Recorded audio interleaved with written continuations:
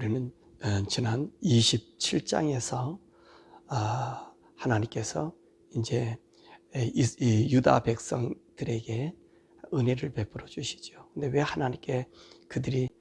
우리 하나님께서 우리에게 이런 징계를 줍니까? 라는 그 의문의 이야기를 합니다. 그때 하나님께서 말씀하시죠. 이렇게 함으로 말미암아 너희들을 더 단련시켜서 더 아름다운 열매를 맺게 하기 위함이다. 그래서 하나님께서 유다의 사람들에게 그 훈련을 시키시는 것이고, 그 남은 자들에게, 거기서 남은 자들에게는 하나님께서 영광으로 그 영광의 잔치에 참여한 그런 모습을 우리에게 들려줬습니다.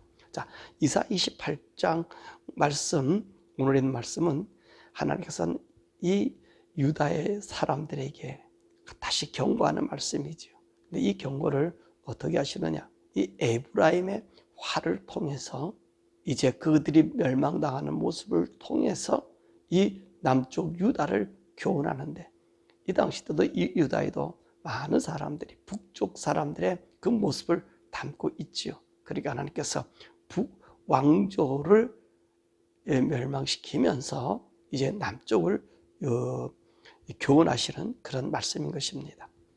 그래서 오늘 여기 있는 말씀 보니까 에브라임이라고 하는 말씀, 에브라임의 술 취한 자들의 교만, 이렇게 이야기를 시작합니다. 그리고 에브라임은 무엇을 의미하는 거죠? 바로 이 북왕조 이스라엘 나라를 일컫는 말입니다. 남쪽 나라는 유다가 중심이 되고 북쪽은 에브라임, 이 에브라임 중심이 되어서 이제 그 왕조를 일으켰죠. 그런 남과 북이 갈려진 것 아닙니까? 그래서 이 북왕조 이스라엘, 그 이스라엘 나라는 어떤 나라였는가? 1절에 보니까 기름진 골짜기에 세운 영화로운 멸관 같은 나라라고 말씀하십니다. 왜냐하면 이곳에는요, 고기도 풍성하고 식량도 풍성하고, 그리고 이 사마리아 산 같은 그 모든 것을 내려다볼 수 있는 그런 아주 좋은 그런 곳입니다. 그런데 하나님께서 오늘 이 사마리아 성에, 또 이 에브라임에게 화를 내리셨습니다. 그 화 내신 이유가 뭐지요? 7절에 13절입니다.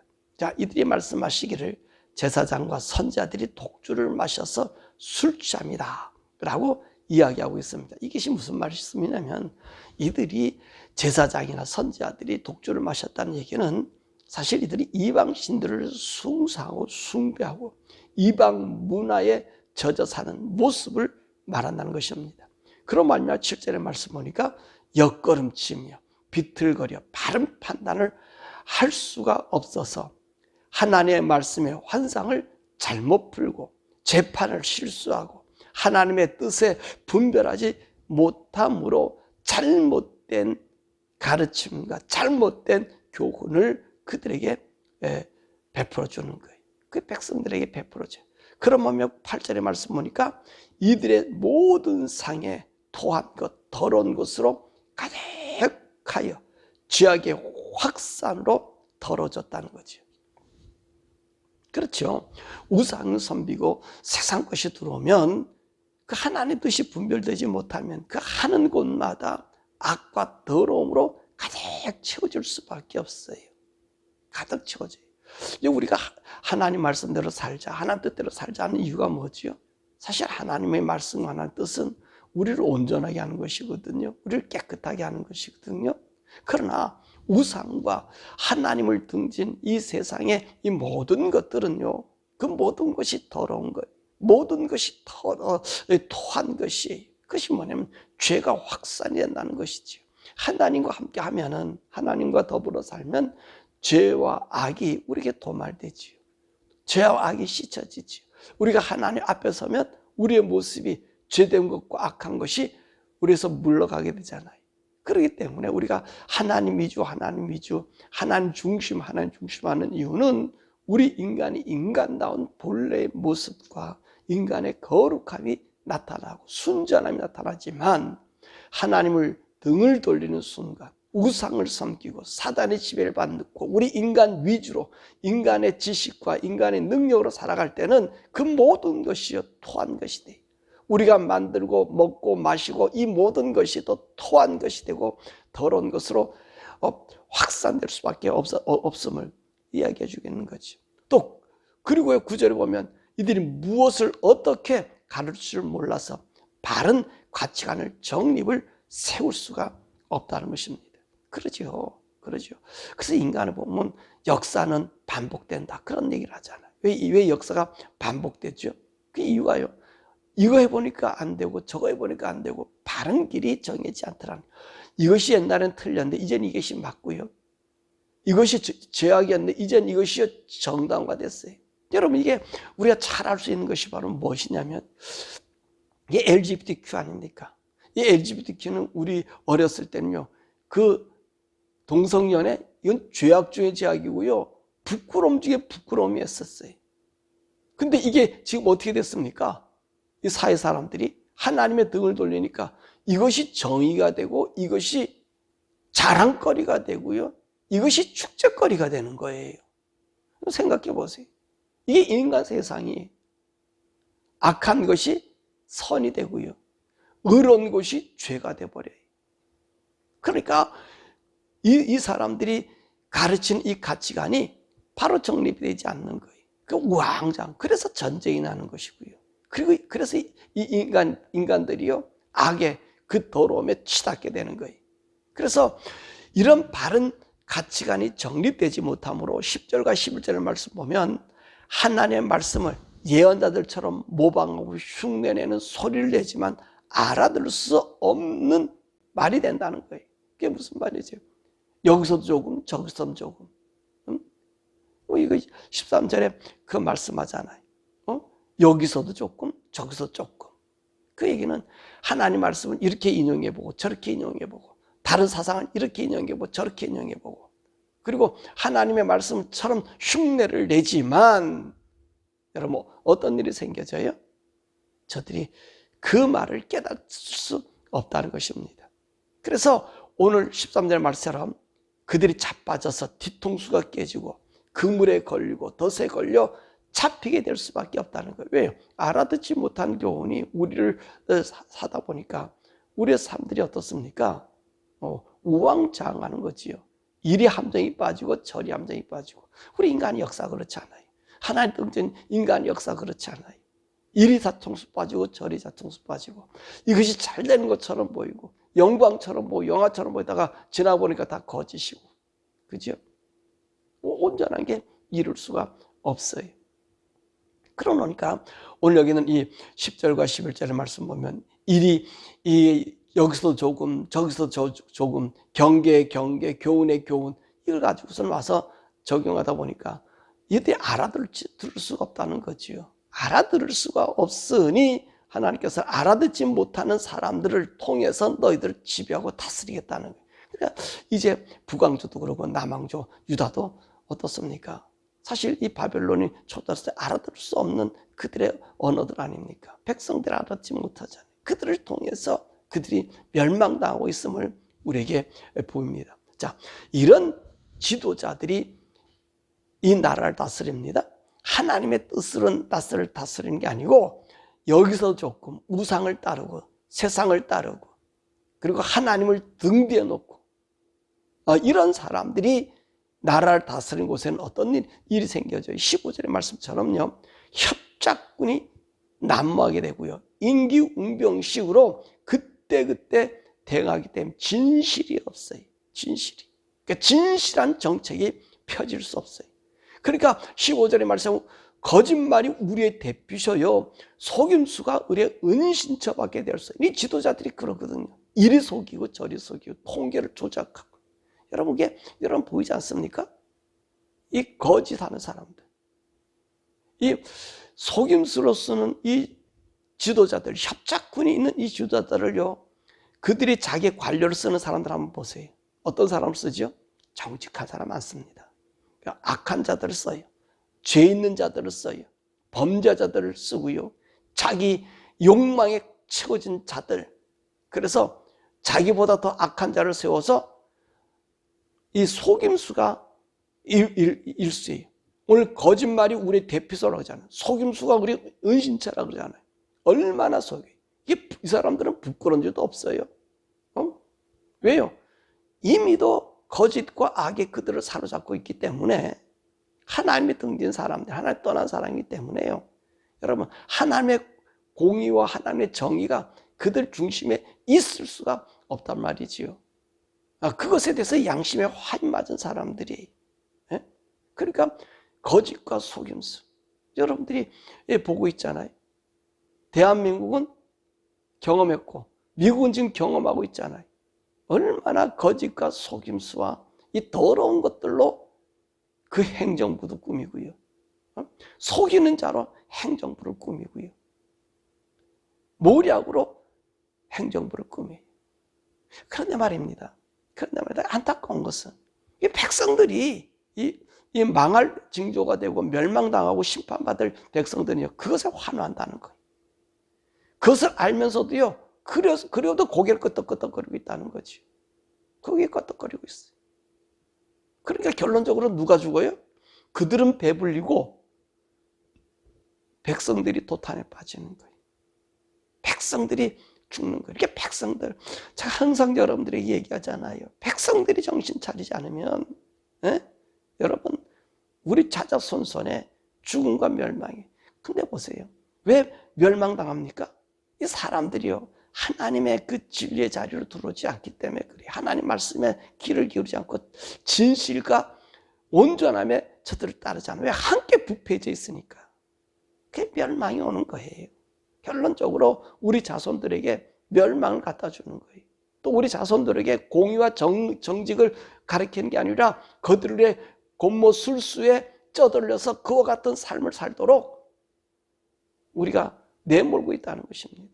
그래서 백성들 여러분들이 정신 차려야 돼요. 성도들은 마찬가지 정신 차리셔야 된다는 말씀인 것이지요. 이들이 어때요? 이들 다스리는 곳에는요 항상 거짓과 속임수만 난무한 거예요. 거짓과 속임수. 그러므로 사랑하는 여러분, 저희도 여러분들은 항상 하나님의 그 기준에 서 있어야 됩니다. 그러니까 하나님께서 이런 자들을 가만 놔두시겠습니까? 하나님께서 이들을 심판하십니다. 17절에서부터 21절 말씀하고 계십니다. 근데 하나님의 심판의 도구는 뭐지요? 하나님의 심판의 도구는요, 저들의 속임수, 저들의 거짓, 그새 다른 꼼수를 부르는 것이 아니에요. 17절의 말씀 보니까 우리 하나님은 무엇으로 심판의 도구를 삼아요? 정의를 측량줄로, 공의를 저울추로 삼겠다는 거예요. 공의와 정의가 뭐지요? 이게 기울어짐이 없는 거고요. 모자람이 없는 거예요. 이게 바른 사회거든요. 내 사람이라고 해서 내가 감싸는 것도 아니고, 내 사람이 잘못했다 해서 변해주는 것도 아니에요. 항상 바르냐, 옳으냐, 온전하냐. 이 기준이 어디 있어야 돼요? 하나님 앞에 있어야 된단 말이에요. 하나님을 떠난 기준과 공의는 공의와 정의가 될 수가 없어요. 우리 하나님의 것으로 하시는 거예요. 그러니까 17절 하반서부터 21절의 말씀 보니까 불의와 거짓의 피난처가 소탕이 되는 거예요. 그리고 사망과 수월과 맺은 맹약이 재앙이 내려져서 이들이 밤낮 불안에 휩싸이게 된다는 거예요. 이들의 교만이 뭐였었습니까? 그 윗절의 말씀 보면 뭐라 하게, 우리는 사망과 이 수월과 맹약을 맺어서 죽음도 우리에게 오지 않고 우리에게 멸망도 우리에게 오지 않는다. 우리는 견고하다. 그렇죠. 세상의 이론과 하나님의 심판자인 하나님 잊어버리면 자기들의 겉모양과 자기들의 환경에 보장받았다 그러는 거예요. 쉽게 말하면 이런 거지요. 자기들이 어떤 맹약을 맺었다는, 나라와 국가 간의 맹약을 맺었다는 거예요. 조그만 나라들이. 근데 더 힘센 나라가 와서 쳐들으면 어떻게 하겠습니까? 그건 그 맹약은 아무런 소용이 없지요. 힘 있는 곳에 붙어질 수밖에 없잖아요. 근데 보세요. 이 인생들은요, 지들끼리 쏙닥쏙닥 하는 거예요. 그 위에 계신 하나님을 등지고. 그러니까 자기들 눈에 보기에는, 자기들 생각에는, 자, 우리나라가 번성해지고, 자기들 속임수를 쓰니까, 니만 속임수냐, 같은 속임수 쓰는 것들끼리 모여서 꿍짝꿍짝하고 그런 나라들이 모여서 엉뚱한 짓 하니까 그런 일이 생겨지는 거잖아요. 그러니까 하나님께서 어떻게 해요? 사망과 수호를 맹약 맺은 그 사람들을 재앙을 주는 거예요. 네? 사망과 음부의 권세를 누가 갖고 계셔요? 우리 주님이 갖고 계시잖아요. 우리 창조자 하나님 갖고 계시잖아요. 근데 인간들이 지들의 머리와 지들의 생각 가지고 궁정궁정하니 되냐는 안 되는 거지요. 그러니까 하나님이 심판하신다는 거예요. 그러니까 사람들 밤낮 불안해한다는 거예요. 어떻게 심판하시느냐? 21절에 보니까 부르심산 에서와 같이, 그리고 기브온 골짜기에서와 같이 하나님 심판하신다. 이게 무슨 말이냐면, 이 다윗이 블레셋과 싸움했을 때가 아닙니까? 그러니까 이 블레셋이 총동원 한 거예요. 내 밑에 있던 다윗이 유다의 왕이 됐어? 이게 어디 우리에게 도전해? 그리고 왔단 말이죠. 그때 다윗은 어떻게 얘기하죠? 하나님, 어떻게 내가 저들과 싸움할까요? 그러니까 하나님 싸움을 줘서 블레셋이 완전히 다윗에게 속국이 종이 되지 않아요. 또 이 기브온의 싸움이라고 하는, 골짜기의 싸움이라는 얘기는 이 하나님 말씀을 등진 이 아간 때문에 이 아이성에서 패하지 않았습니까? 근데 이들이 회개하고 하나님께 나갔더니 어떤 일이 생겨요? 우박이 내려서 그 사람들을 갖다가 그 싸움에서 이기게 만드시는 거예요. 그와 같다는 것입니다. 하나님은요, 저들이 숨길래야 숨길 수가 없다는 거예요. 이리 숨고 저리 숨고 은신처를 만들고 놨더니 우박이 내려오고, 자기들이 했던 계획 속에 보세요, 은신처가 저 땅 밑이란 말이죠. 그리고 산다는 거죠. 그런데 우박이 오고 홍수 오니까 땅 밑에 어떻게 돼요? 물에 잠겨서 기법할 수밖에 없는 거잖아요. 기법할 수밖에. 사람들이 이제 핵전쟁이 나면 살 수 있는 길을 만든다고 더 돔스테이 들어갔다 지하에다 만들고, 여러분 그거 아무 소용없어요. 물이 계속 잠겨 있으면 살아나갔어요? 바다가 갈라져 가지고 물이 일로 끼어 들어오는데 살아났겠냐고요. 그럼요, 하나님 앞에서 숨고 피한다는 것은요, 그 어리석은 짓이, 가장 정직한 것이 뭡니까? 그냥 하나님 앞에 나오는 거예요. 그러니까 하나님께서 왜 이런 심판의 말씀을 하고 있죠? 이 에브라임의 심판의 모습을 보여주고 있죠? 그 이유가 뭐예요? 14절 16절 그러면 이 남은 자를 위한 것인데, 바로 이 유다 백성들을 경고하시는 말씀이에요. 이 북왕도가 멸망시키는 것처럼 그 멸망을 보고 정신 차리라는 것이죠. 그래서 우리 하나님께서 23절과 29절에 뭐라 말씀하시는 거예요? 봐라. 내가 이렇게 농부가 기경하지 않느냐? 왜 이렇게 기경하느냐? 더 좋은 풍수한 곡식을 얻기 위해서 한다는 거예요. 그러니까 내가 북왕조를 갖다가 이 멸망시키고 그들을 징계하는 모습을 보고 이 남왕조 너희들 돌아오라는 거예요. 돌아오기를 소원하시는 거예요. 그래서 만약에 너희가 돌아오면 16절의 말씀 보니까 시온의 견고한 기초돌을 붙잡으면 다급하게 되지 아니하고, 22절 오만하지 말고 결박이 단단하지 않게 하나님께로 돌아오라는 거예요. 하나님, 이 22절에 있는 말씀은 오만하지 말고, 그러니까 이 인간 세상들은, 이 남쪽 유다도 마찬가지 아니에요. 내가 누구와 협약을 맺었다, 누구와 동맹을 맺었다, 그렇게 이야기한단 말이지요. 아스 왕처럼 가서는 다메섹에 가서 그 아수르 왕 앞에 가가지고 무릎 꿇고 거기다가 어떤 일을 해요? 그 우상을 갖다 예루살렘 성전에다가 짓는. 야, 이게 얼마나 협작이 좋아요. 이제 저 사람이 마음에 들었으니 우리가 괜찮겠지. 근데 누가 계셔요? 하나님이 계신다는 말이에요. 그것이 하나님이 등지하는 건 점점 우리를 심판과 결박 속으로 집어넣게 되는 그런 현상이지요. 그러니까 하나님이 그런 말씀하시는 거예요. 너는 오만하지 말고 내가 세운 그 법에 걸려들어서 더 이상 이 심판에서 벗어나지 못할 길로 가지 말라고 말씀하시는 거지. 그래서 어떻게 시온의 기초돌을 붙잡고 하나님을 붙잡으라. 하나님 말씀의 뜻, 그 생명이 하나님을 붙잡으라는 거예요. 그렇게 될 때 어떤 일이 생겨지느냐? 이 남은 자, 하나님 뜻대로 세워진 자들은 5절에 보니까 영광의 멸관이 되어주시고, 6절에 보니까 재판관에는 판결의 영이 되시고요. 이 파수꾼들, 이 성문에서 싸우는 자들을, 이 장수에게는 적군을 물리치는 힘을 우리에게 주신다고 말씀하신, 그렇게 주신다. 사랑하는 여러분, 저와 여러분들이 그 하나님을 의지하자는 것입니다. 오늘 이 말씀, 오늘 우리에게 어떻게 적용될까요? 현대 지도자들은요, 바른 가치관을 가지고 이 세상을 살아야 돼요. 더욱이 목회자들은요, 이 세상에 술 취하면 말라는 거죠. 이 세상의 사상과 화합하면 안 돼요.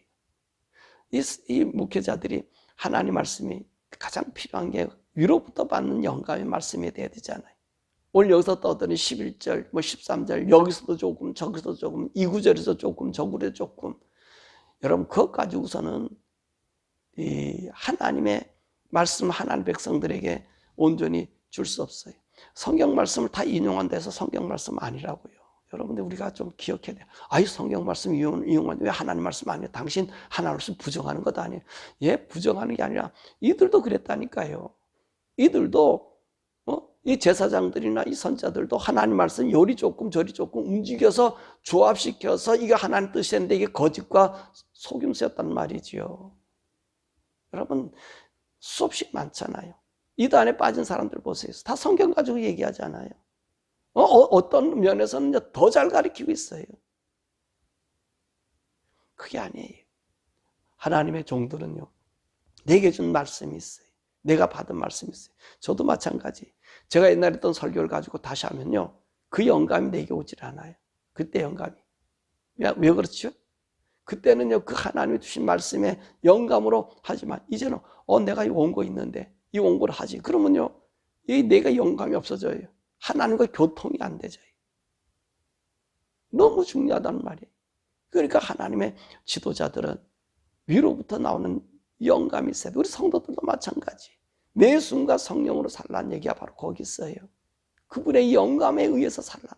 그분의 말씀에 따라 성령님이 주셨잖아요. 그 성령님을 살라. 그래야지 악한 지도자든지 악한 목회자든지 악한 이 정치가라든지 이걸 분별하단다는 거예요. 이걸 모르는 거 안 되는 거지요. 안 되는 거예요. 그것은 뭐냐? 모르는 언어가 되는 거예요.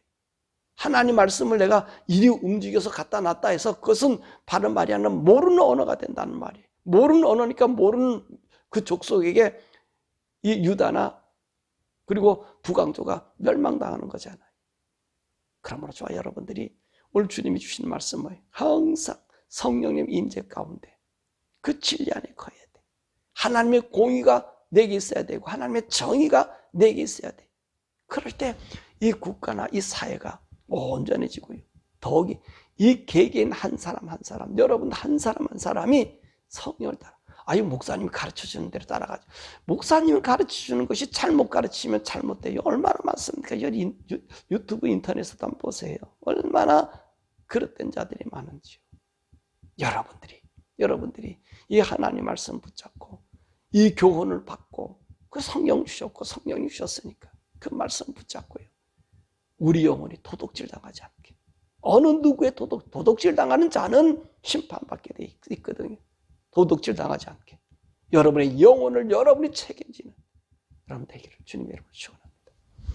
오늘 시간에 우리가 함께 기도할 것은 오늘 말씀 배웠던 것처럼 거짓 지도자들은 속임수와 거짓말로 그 방패를 삼습니다. 여러분 이것을 분별하기 위해서는 무엇이 필요하죠? 여러분들의 영감이 필요해요.